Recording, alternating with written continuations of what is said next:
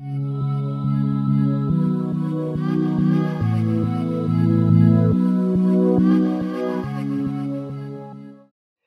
Mehdi, bah écoute, je suis ravi voilà, de t'avoir pour cette interview suite à ta superbe victoire au RFA samedi dernier. Non, c'était vendredi dernier d'ailleurs, je dis des Vendredi bêtises. dernier. Vendredi dernier, voilà, tu es le champion lightweight du RFA, tu as enfin décroché cette ceinture. Félicitations. Quelles sont tes impressions pour ce combat donc? Ben, merci, déjà merci à toi. Tu m'as appelé le soir même, c'était vraiment sympa. Ouais. Ben, je suis content parce qu'on a fait une grosse préparation avec mon coach Daniel Vorin et toute la Black House. Et déjà, je vais prendre JJ Ambrose qui s'est défilé. Il a avoir mal aux cheveux, un truc comme ça. Ouais. Et après, ben, ce Zach Juzola, un champion de collège de wrestling, qui était pas mal, qui devait combattre en mars à l'UFC, qui avait des problèmes familiaux, donc ça c'est pas, il a refusé. Donc il pensait me faire ce combat pour revenir plus fort et voilà, et j'ai tout donné. Je me suis pas senti à 300%, tu vois, j'étais un peu fatigué dans ce combat. Je pense que c'était, j'ai oublié de faire comment on appelle ça, réveil musculaire le matin, tu vois. Ouais, ok. J'ai commencé à me réveiller à partir du troisième, quatrième round. Mhm. Donc je suis content que j'ai su c'était dû à quoi la fatigue. Donc je sais que pour le prochain combat, je serai vraiment plus explosif. C'est pour ça qu'à la fin du combat, j'étais pas fier de moi. Tu vois, normalement, tu gagnes le combat, t'as la ceinture, t'es Bah heureux, ouais. presque tu pleures parce que t'as des grosses retombées qui vont arriver. Et tu voyais, genre, moi et mon coach Daniel, on se regardait, genre, même lui, il était vénère, il me regardait, il disait, putain, qu'est-ce que t'as foutu? On sait ce que je vaux, et c'est vrai que je me suis pas donné à 300%.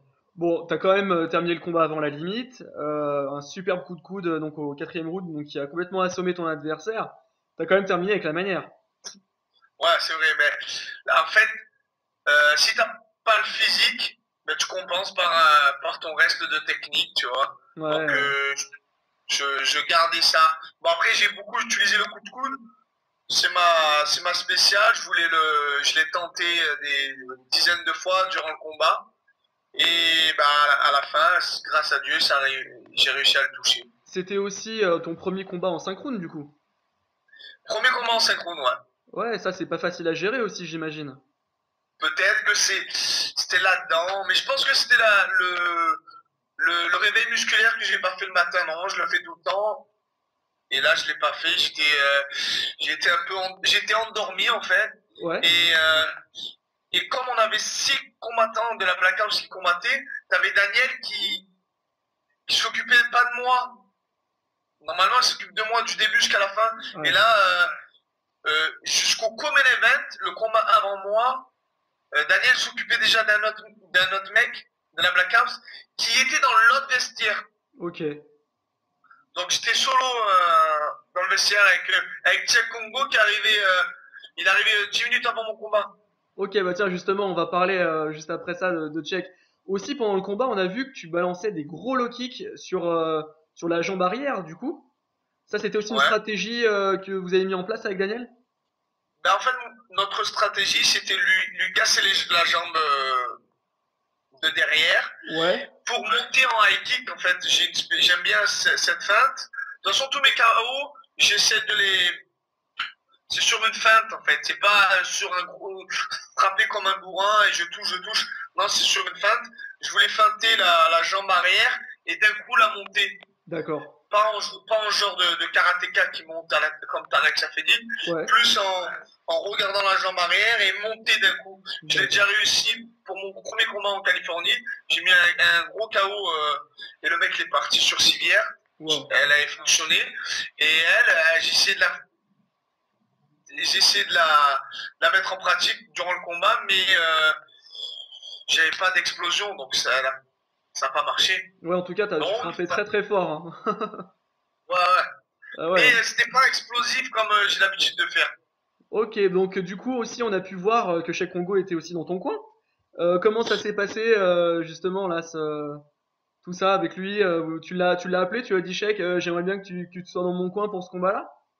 Ouais, mais en fait, Cheikh, c'est un bon ami maintenant, tu vois. Eh Ouais. ben, entre Français ici, dès que tu trouves un Français, viens là, toi t'es Français, t'es mon ami. Bah ouais. Comme t'as Tom là en ce moment, Tom du Quénois qui est là, il est arrivé, je l'ai attrapé direct, viens ici, t'es mon ami, allez. Bah ouais, c'est rigolo, Euh, c'est vrai que c'est sympa. On a des points communs, quoi. Entre Français, on s'entraide. C'est pas comme en France, on s'entraide pas. Donc ouais, ouais, et je lui ai dit que ça me ferait plaisir qu'il soit là. Il y avait Tarek Safedine qui devait venir aussi, qui a eu un problème. D'accord. Mais ça te donne de la force, tu vois, quand t'es là au bout du troisième round, t'es un peu fatigué, t'as Tchèque Congo qui est là dans ton coin qui dit putain, allez Mehdi. Je dis ah ouais, je vais me donner à fond, il y a Tchèque qui est venu dans mon coin, tu Bah vois. ouais, Donc c'est vrai que ça donne de la force, ouais. c'est clair. Et donc alors, qu'est-ce qui s'est passé depuis cette semaine? Voilà, t'as eu des interviews. Tu sens que voilà, t'intéresses de plus en plus de monde maintenant, hein, ou Ben, j'ai beaucoup d'interviews en ce moment. Je, je me dis pourquoi, mais je le sais déjà. T'avais Zach, le mec que je devais combattre, qui était regardé par l'UFC, tu vois. Et moi aussi, j'étais regardé par l'UFC. Donc, ben, on attend les propositions qui vont arriver incessamment sous peu, tu vois. Ben ouais, Donc, on se languit. Moi, pas mon rêve, mon goal, ton objectif, quoi. mon objectif, c'est, j'ai envie de me reposer un petit peu, parce que j'ai fait 2 combats d'affilée, je me suis fait un peu mal au doigt durant le combat. J'ai envie de combattre pour l'UFC Abu Dhabi en avril. Super. Il y aura des Français qui pourront aller directement. Le vol n'est pas très très cher. Ouais. Et, euh, et voilà, et j'ai envie de représenter, comme j'ai dit, les pays arabes. Tu vois, j'ai déjà fait une télé-réalité là-bas. Mais ouais. J'ai pas mal de sponsors qui vont m'accompagner ce combat là-bas. Donc, on croise les doigts et on espère d'avoir une réponse positive bientôt là, de l'UFC. On saurait, Après, si on pourrait savoir ça quand, à ton avis, là, la réponse de l'UFC, là. Ils t'ont dit quand est-ce qu'ils reviendraient vers toi, plus ou moins, ou? je, je sais pas Je sais du tout. pas, hein. Non, ok. Ah, voilà, t'es un peu l'esclave Bah et ouais. le maître, il t'appelle quand il Bah a ouais, besoin de c'est comme toi. ça, bien sûr. Ouais, ouais, ouais, c'est clair. Bon, bah ce serait génial, ouais, te voir combattre à l'UFC là à Abu Dhabi, ce serait formidable, quoi. On pourrait pas mieux Ouais, bien. espérer pour toi, quoi. Vraiment, on serait content. Ouais. Donc là, c'est du Étant re- donné que là, c'est du repos là pour toi. c'est du repos, pas tout à fait, parce que t'as Anderson Silva qui prépare son combat là en ce moment. Ouais. Et il arrive le 4 janvier ici aux États-Unis. Et je serai son sparring partner pendant un mois. Ah oui, lourd. Donc ouais, voilà. Donc pendant un mois, je suis le sparring partner de Anderson.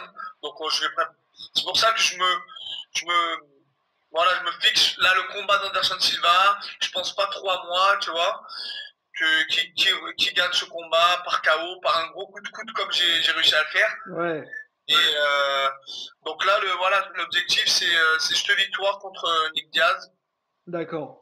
le 31 janvier pour Anderson. Et moi, on pensera à moi après ce combat, tu vois. Ok. Donc ça me laissera le temps de me reposer.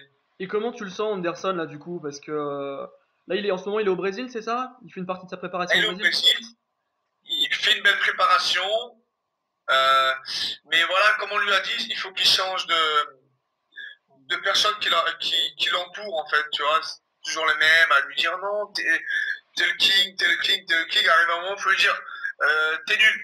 Ouais, voilà. Tu fais baisser ta garde, c'est n'importe quoi. Tu vas te prendre un high kick dans la tête, tu as un gros coup de coude. T'es pas Flo Mayweather.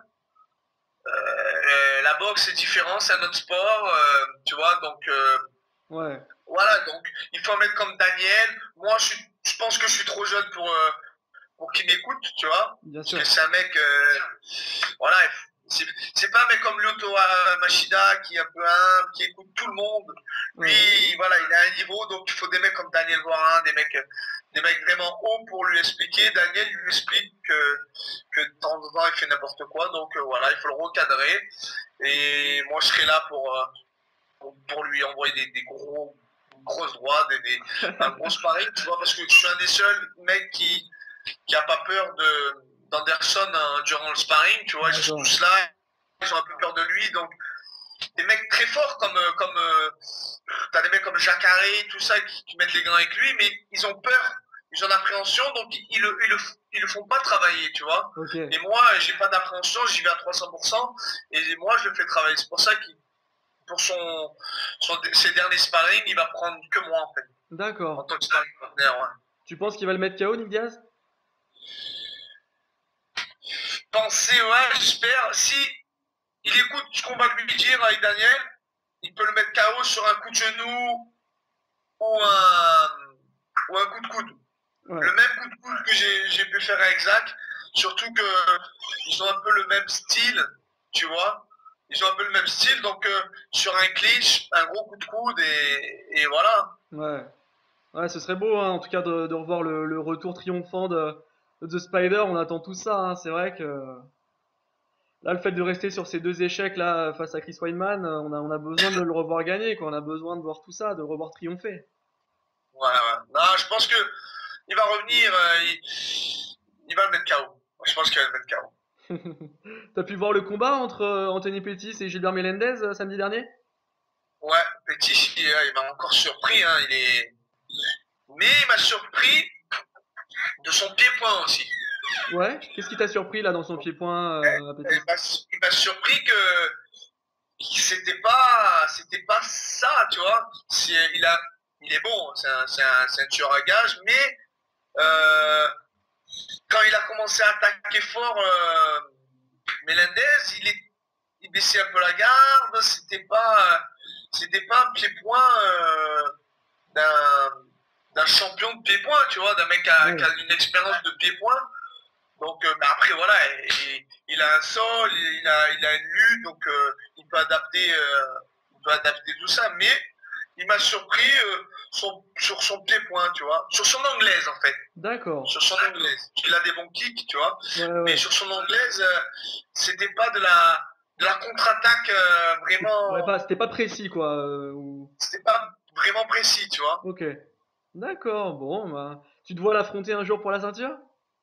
J'espère, hein. Après, j'ai un long chemin Ouais, bien sûr. pour l'affronter, parce qu'il faut faire ses preuves. Ouais, c'est On sûr. a des champions français comme Carmon qui ont fait 5 victoires d'affilée à l'UFC et sur 3 défaites de tueurs, on lui a mis que des tueurs, Bah on l'a ouais. viré comme ça, Ouais.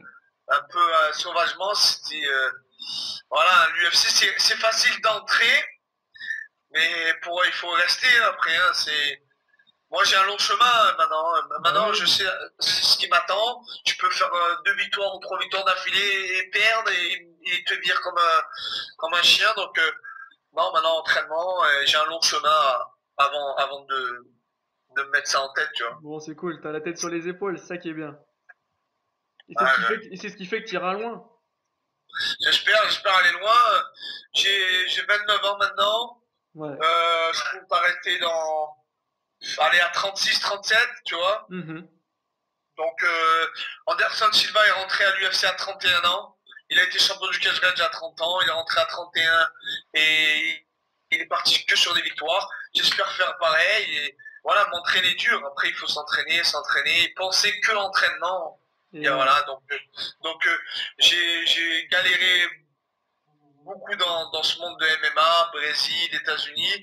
Donc maintenant, ma chance va arriver bientôt. Donc il faut pas que je la loupe et je me donne à 300% pour tous les Français qui me supportent, pour tous les mecs qui sont en France, qui galèrent, qui travaillent, qui font du MMA en même temps, qui sont ben appelés ouais. au dernier moment. Donc moi, j'ai la chance d'avoir une belle équipe, une bonne vie. Donc je vais me donner à 300% pour tous ces gars-là.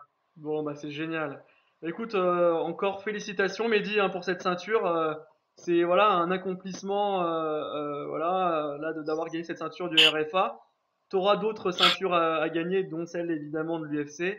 Voilà, on te souhaite vraiment bonne chance. Est-ce que tu as un mot, un dernier mot avant de conclure cette interview? Bah, déjà, je tenais à remercier tous les combattants français qui combattent de partout dans le monde, qui représentent la France, qui font un gros travail, comme les mecs comme Tom, les Barnaoui, les mecs qui élèvent le niveau français, tu vois. Ouais, Comme ça, dans le monde entier, dès qu'on entend le combattant français, waouh, c'est, voilà, je tenais à remercier tous ces gars-là et toutes les salles de MMA de France qui montent et qui font de nouveaux champions et merci à toi, JB, pour tout le travail que tu nous donnes. Et un petit bonjour à Benjamin, Ouais. sur le contest et voilà, mon pote. Un petit clin d'œil aussi à MMA Pro Gear. Un petit clin d'œil à mon sponsor MMA Pro Gear qui m'aide beaucoup dans Jean-Luc. cet élan pour ce but, tu vois, cet objectif, Jean-Luc. Donc, je tenais à le remercier aussi et voilà, mon pote. C'est cool. Mehdi, prends soin de toi, repose-toi bien. Bonne fin de préparation avec Anderson. Et on croise les doigts pour l'UFC. On attend que tu nous annonces cette bonne nouvelle. Merci, Poulet. Ciao! Merci pour l'interview. Ciao, ciao.